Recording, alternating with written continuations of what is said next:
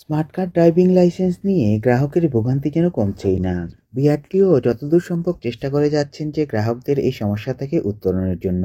নতুন তথ্য উপদেষ্টাও চাচ্ছেন তাদের করে কার্ড যাতে সহজে গ্রাহকরা পৌঁছায় গ্রাহকের হাতে, এবং কার্ডগুলো যাতে সহজভাবে প্রিন্ট হয়ে গ্রাহকের হাতে এসে পৌঁছে যায় সেই ব্যবস্থা করার জন্য নির্দেশ দিয়েছেন নতুন সরকার। সূত্রগুলি থেকে নির্দেশ দেওয়া হয়েছে যে বর্তমানে শুধুমাত্র কয়েকটি কার্ড ইস্যু হচ্ছে। প্রাথমিকভাবে প্রভাবশালীদের এবং বিদেশি ভ্রমণকারীদের জন্য স্মার্ট কার্ডগুলো প্রদান করা হচ্ছে। যারা বিদেশ ভ্রমণ করছেন তাদের অবশ্যই তাদের ভিসা দেখাতে হবে এবং কার্ড পাওয়ার জন্য বিআরটিএর চেয়ারম্যানের কার্যালয়ে গিয়ে নিবন্ধন করতে হবে। তবে এই প্রক্রিয়া সম্পর্কে অনেকেই জানে না। অভিযোগ উঠেছে যে যারা জানেন তাদের অবশ্যই উল্লেখযোগ্য অর্থ প্রদান করতে হবে। উল্লেখ্যভাবে মাদ্রাজ সিকিউরিটি প্রিন্টার্সের কর্মী এবং বিআরটি-এর কিছু কর্মকর্তাদের সমন্বয়ে একটি সিন্ডিকেট গঠন করা হয়েছে বলে জানা গেছে, যারা অতিরিক্ত ফি দিয়ে সীমিত সংখ্যক লাইসেন্স ছাপিয়ে পরিস্থিতি শোষণ করছেন।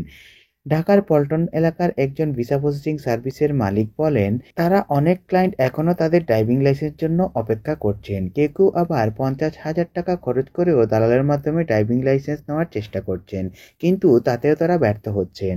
অর্থাৎ বিআরটিএ বলছে যে সুবিধা দেওয়া হচ্ছে গ্রাহকদের সহজেই, যারা ভিসা প্রসেসিং অলরেডি হয়ে গেছে, ভিসা হাতে এসে গেছে, তারা বিআরটিএ অফিসে গিয়েই যোগাযোগ করে চেয়ারম্যানের কার্যালয়ে গিয়ে নিবন্ধন করার পরেই আপনি আপনার ড্রাইভিং লাইসেন্স পেয়ে যাবেন। কিন্তু গ্রাহকরা বলছেন অন্য কথা।